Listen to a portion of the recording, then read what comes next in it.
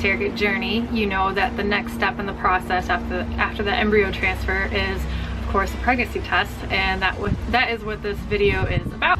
I got news this morning that I'm pregnant.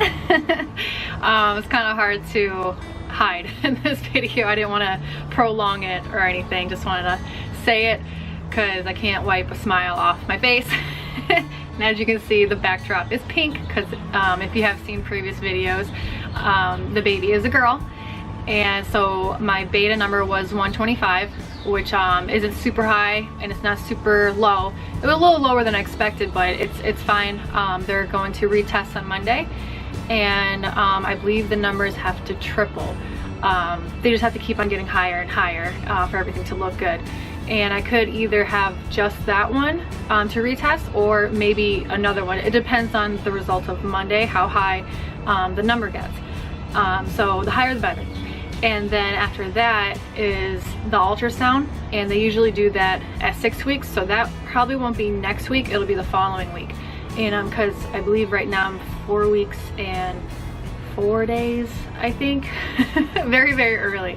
And so it is very just still very fragile, and I mean, I am very excited, but I'm still just nervous because there's still a long road ahead before that second trimester.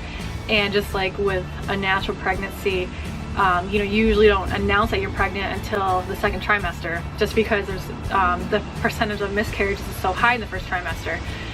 So I'm asking you guys to say a prayer for me, have good thoughts, that everything goes well, that we make it to the second trimester, and of course beyond that, and to the birth, which will be, I think my due date is December 2nd. So the agency is thrilled. I talked to them this morning, and they contacted the intended parents, and they are so happy because they only had one frozen embryo. And it was a girl, and that's their dream, is they want a girl. And so they're just really very, very excited, and they asked if I had any discomforts, and I'm like, well, of course. I've been very tired, really tired, really realistic dreams about giant grasshoppers and tsunamis. And what else? Bloated, crampy, just very low energy, but not too bad, honestly. But you know, I've only been pregnant for not even 2 weeks. So we'll see how it goes. When I was pregnant with my son, I got really sick. And I was probably throwing up every other day, and it had this constant nasty taste in my mouth. But it should be better this time around because I'm a stay-at-home mom now, and when I was pregnant with my son, I was working full-time with mandatory hours, or mandatory overtime, overnight. So, and it was a very physical job. So that was really rough on me and my body.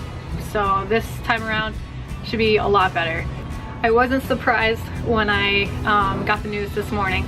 It's such a bummer because I have to wait so long. I had the blood test done yesterday morning, and the 2 other labs that they had before, I would find out that afternoon. And this lab is like really slow. Well, it's actually at an office, and then the lab comes and picks it up in late afternoon, and then they don't get the results till the next morning.